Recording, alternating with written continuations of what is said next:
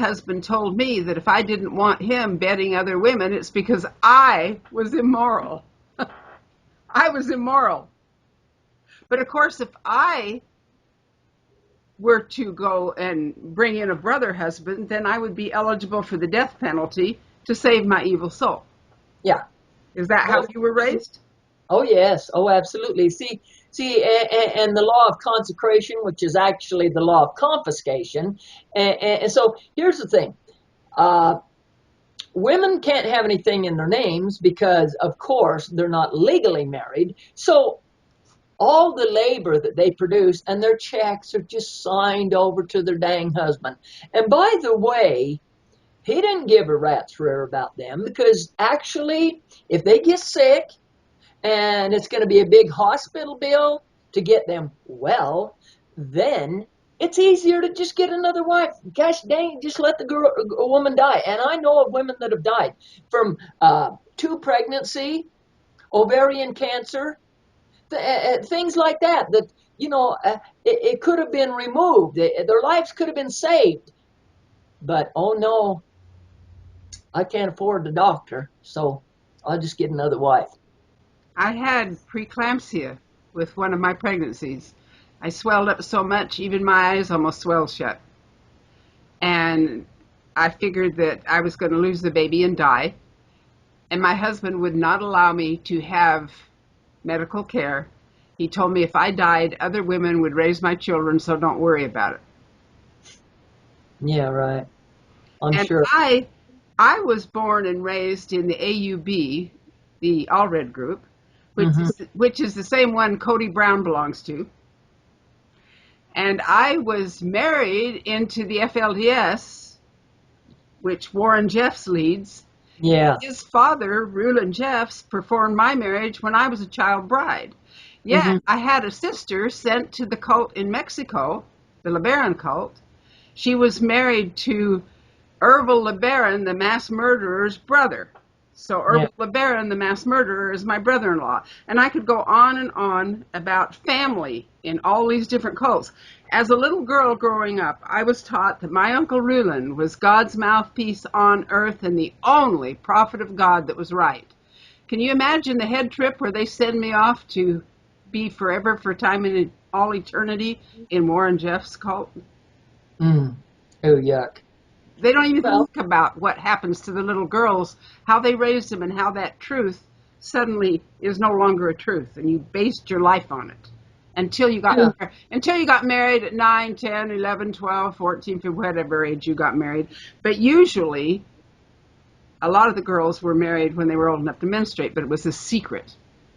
It was a secret. Well, it's like Roy Johnson marrying his brother Elmer. He gave him, what was it, a 9-year-old and an 11-year-old, and said, "Well, now these are your wives, but we don't want you to have sex with them until they are 15 or 16."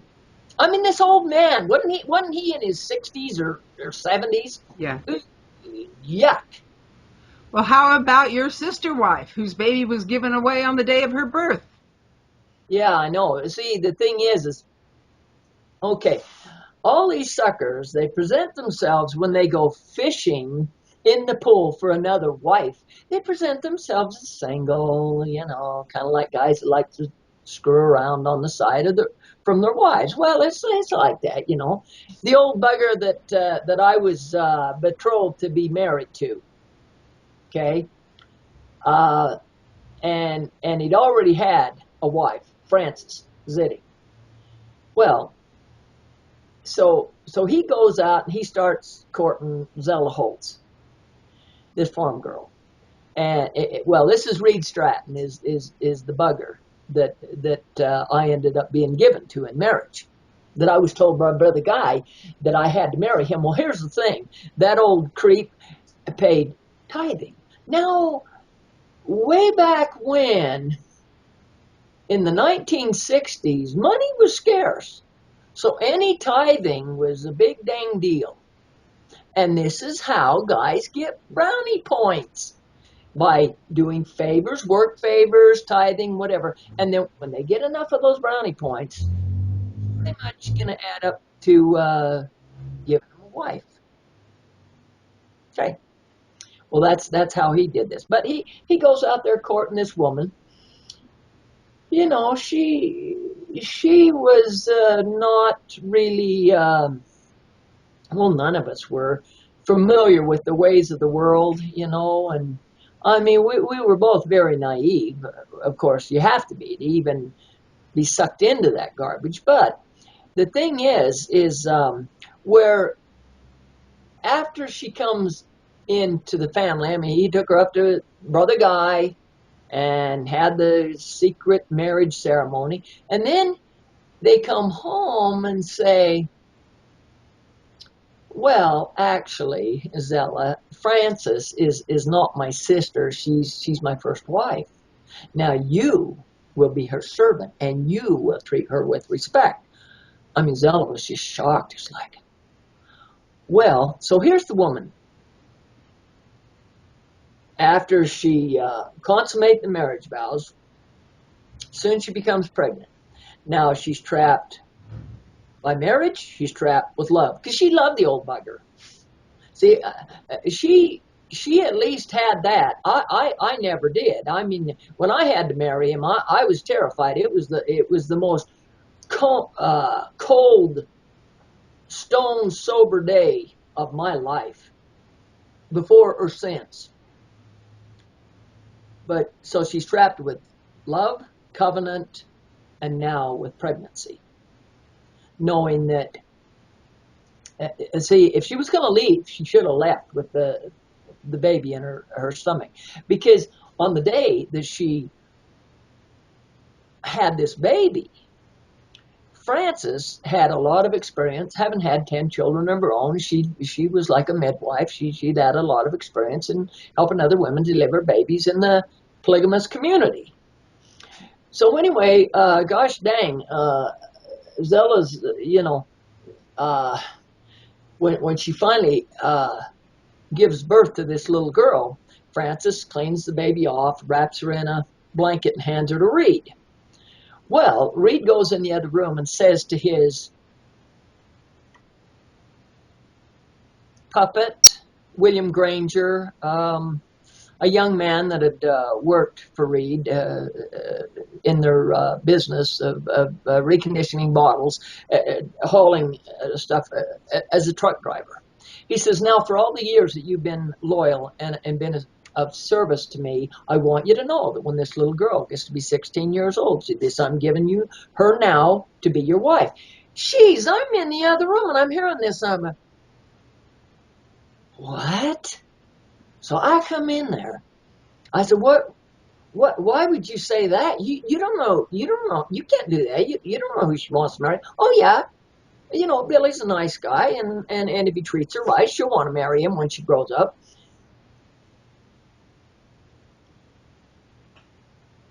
Then he goes in the other room and he tells Ella, he says, I am giving this baby to Frances to be registered with the birth certificate as Frances, as the mother.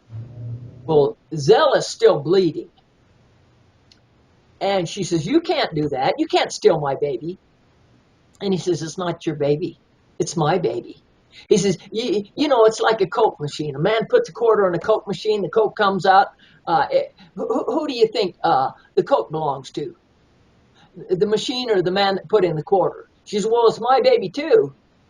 And she says, you can't do that. I'll turn you into the law. And he come over and grabbed a hold of the hair on her head. And he says, oh, really? He says, well, I'll tell them that you're nuts. And he says, and they'll take one look at that screwy eye of yours, and they'll submit you right into the Provo Mental Institution, which it was always threatening their followers with, we'll turn you into the Provo Mental Institution, Well, shit, you got to be nuts to even be there in some respects, when you think about it. But anyway, and so it went on like that. Well, and when the baby was registered, it was registered under Frances, and then she went on to have,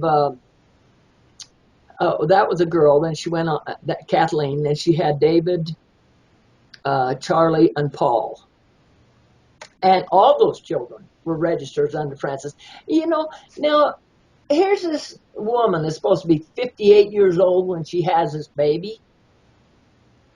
Yeah, isn't that kind of suspicious? Right. Mm-hmm. But this is a very common thing, though. If one woman doesn't shape up and be obedient, her children are many times taken away and given to some other wife that is obedient. Didn't Frances receive welfare for those children that were not hers? This is the why she wanted to do it, because then see she could claim that she was separated from Reed, but yet Zella being the mother, Zella would take care of the responsibility. She would change the diapers. She would feed and care for the children. But Frances would get the checks. That's right. That's what the hell. That's what it was all about. And you know, and as a young girl, watching this whole thing, I remember. See, I used to chew off my fingernails. Geez, I chewed off every one of them. They was bloody. I mean, I was a nervous wreck seeing this. I thought, God, I sure don't want to ever get pregnant because I ain't gonna have none of my kids go to Frances. Frances, you know, I have to hand it to Zella because Frances would come up. She could lie faster than most people can even think of the truth. And so I always referred to it as Frances's Fabulous Fairy Tales. But, uh, you know, she'd say something, like she'd tell me to do a job. Well, I was told to go out there and work in the business. Okay, well, Reed would come home and say, why haven't you got the truck unloaded or all these glass bottles washed and that? And I'd say, well, because Frances asked me to mop the floor or do the dishes or do the ironing or the washing or whatever. And Frances would say, no, I didn't. I said, well, yeah, you did, because if you hadn't have done, I'd be out there working in the shop. No, she's lying. I'd say, but I'm not. And then she'd say, you call me a liar? And Reed would come along and say, don't you ever call Frances a liar. Well, you know, I remember one occasion being up till 2 o'clock in the morning, and I was stiff-necked. I said, I am not going to apologize because I'm not lying. She is. Whop! Across my face with his backhand. And finally, they just wore me down. He says, now I want you to, finally at 2 o'clock in the morning, he said, I want you to apologize to Frances and tell her that you're the liar and that you're sorry and give her a kiss on the cheek. Well, after, you know, about, from 6 o'clock at night to 2 in the morning, you know, all right, fine. So I did. And then he said, well, kiss her like you mean it, not just a little peck. Oh, God, what a humiliating, putrid, sickening mess. But now Zella, God bless her, she wouldn't do it. The little girl, Kathleen, when she was about 3, come up and said, Wawa, to Zella, standing at the sink. And so Zella goes to get her a glass of water. And Frances coming along and says, why did you allow that girl to call you mama without you correcting her? And she says, no, she didn't say that. She said Wawa. And she says, yes, I did. I heard it. Damn you, don't you lie to me. And so she slapped Zella. Oh, Reed would backhand, Frances would slap with her palm. And then Zella would put up her arms, see, and then she'd say, get your arms down. And Zella wouldn't do it because she knew another slap was coming. So Frances would run in there and tell Reed, he says, Zella's got her arms up again. I mean, this was a common thing, you know. And I mean, this is not just one occasion that I'm bringing up. No. This poor Zella, you know, more times than not, she'd look like, I mean, her eyes would be just little slits, like she'd been in these faces of these prize fighters, you know, all these swollen and bruises all over her face. Gosh dang it, and her arms and stuff. So Fran would go in and say to Reed, Zella's got her arms up again, and Reed would be rushing, pulling his belt out. all the time he's walking as fast as he can like a overstuffed penguin. Gosh. And then he'd pull out his belt and he'd say, "Get your arms down." And Zella says, "Well, I will if you don't hit me." And he says, get them down." And so she goes to put him down, and then he comes to whack her, and she grabbed the belt. Now she had strength, because I'm telling you, she'd been throwing bales of hay on that farm, and she'd been milking them cows, and she was a force to be reckoned with. Well, they wound up on the ground, and she had that old bugger pinned, and telling him that that this is how it was, you know. And Reed hollers out to me, he says, "Help!" He says, help me." I says, "Oh, no, this is none of my business. It's between you and your wife. No, I'm not getting into that." Hell, I walked away. I could have laughed my butt off. That was funny. That was some mighty fun entertainment. Yeah, but Wasn't it frequent, though, that Zella had black eyes and bruises from him beating her? oh yes, absolutely. And Francis beating her. See, because Zella would not submit, and when Francis would lie, she'd call her on it. Well, I learned to not do that, because I really didn't like getting beat all the time. I mean, I got beat enough times for that very thing. And so I just thought, ain't going to change nothing. Why on the flip should I be, just a wretched mess and suffer all this pain? Because I already had a weak neck from well, hey, I was only 110 pounds and doing all that work out there. 5'5", 110 pounds. Yeah, I was a stick, you know. Well, you shouldn't have to get involved in physical violence to be treated like a human being, no matter what size you are. That's ridiculous. Well, I know it, but I But just this, I wouldn't do it. but this obedience to the man that you're sealed to for time and all eternity, I was taught that he was our God. My father would say he was our God, and he was the God of the household. He had the priesthood, which is the power of God. Were you ever told that?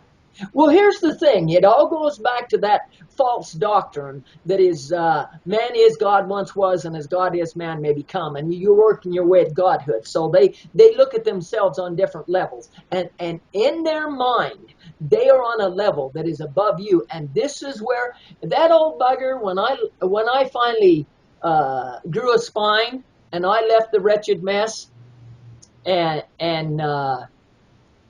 and he made that statement. He says, "She cannot do this to me. I am her God." Hey, dumbass, you ain't nobody's God. You ain't even a decent human being.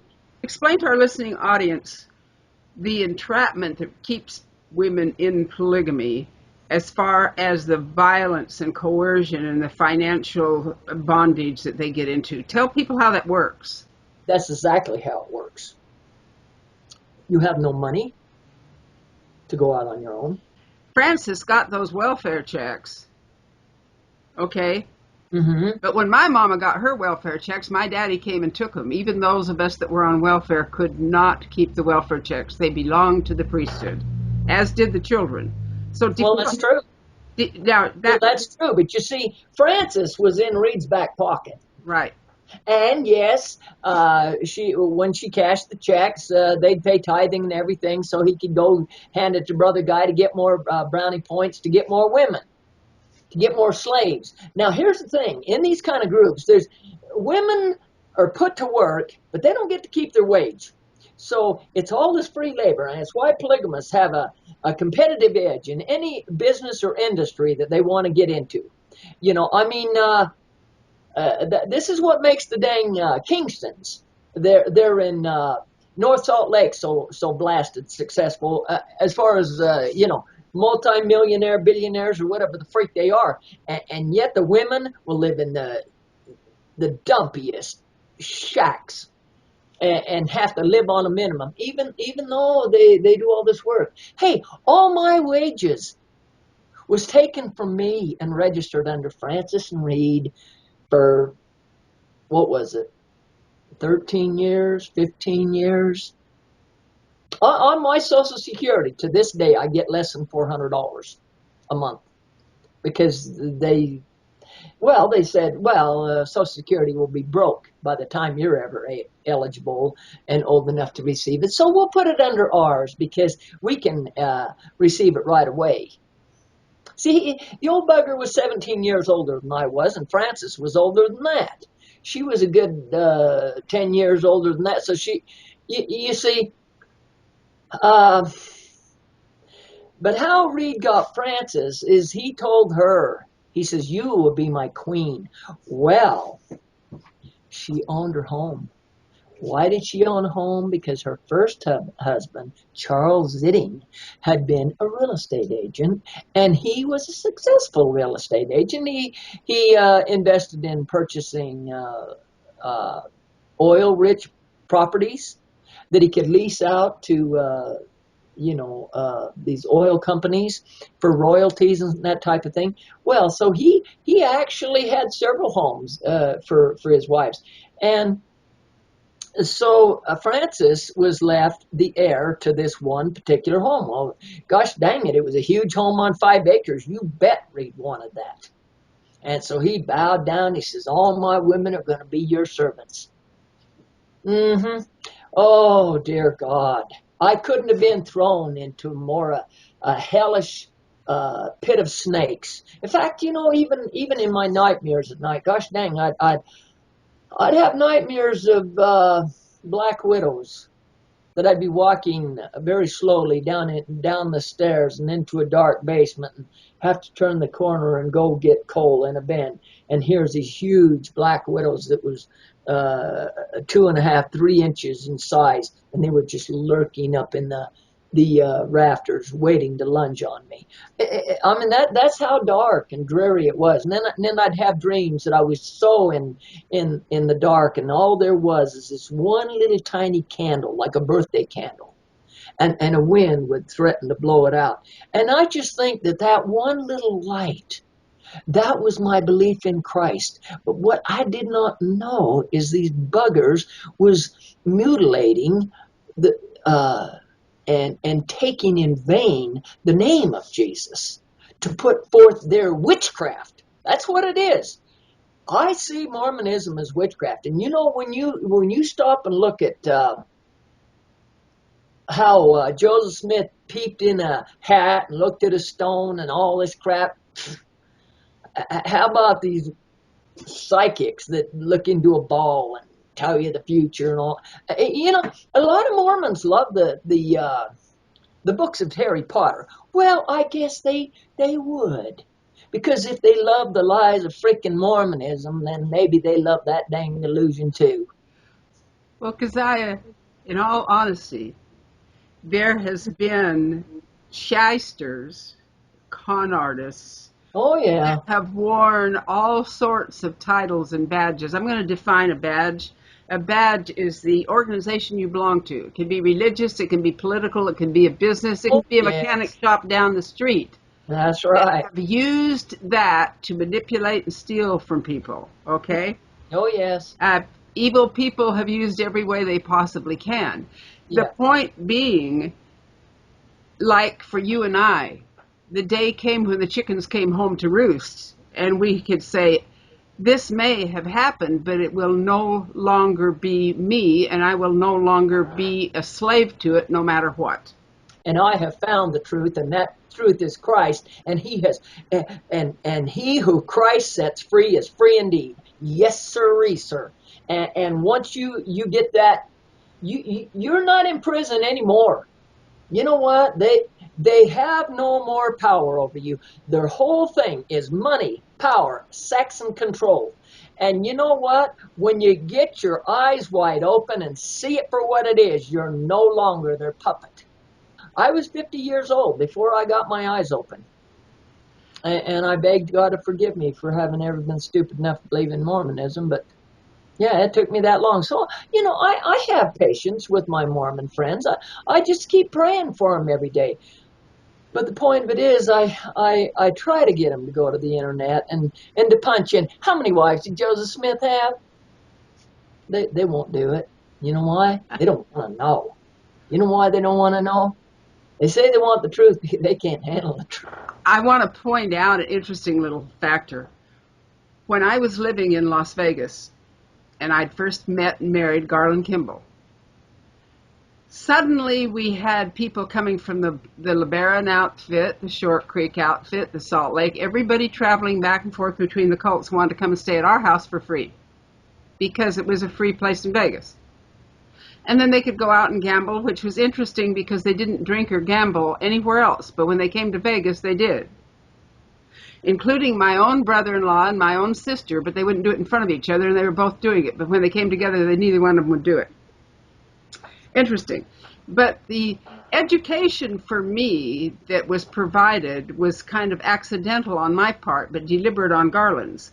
Garland said, okay, gentlemen, you may meet here. You can park your motorhomes here. You can come in the house and visit. You can stay in the guest house.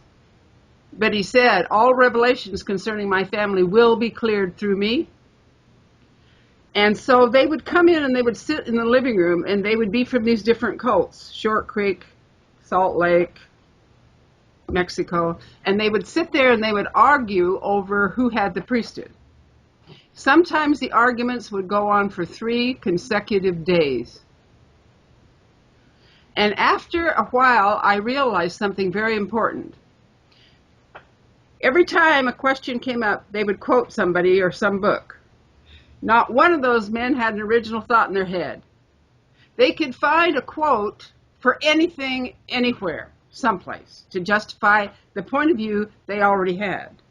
Yes. And they were not going to budge from that. They would leave just as stubborn as they came in, every time, all the time, no exceptions, nobody changed. Yeah.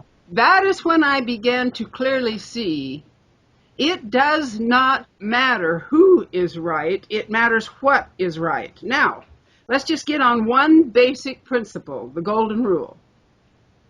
Treat others as you would have others treat you. Do unto others as you would have them do unto you. Right. Every decent principle is based on that. Everything. Yes. Everything. Every truth is based on that. If you don't want somebody treating you like that, what in the world are you doing it to them for? There's another basic truth that is even more important, and that is to honor God, Jesus above all other gods. Have no other gods before me, and what these buggers have is themselves as their gods.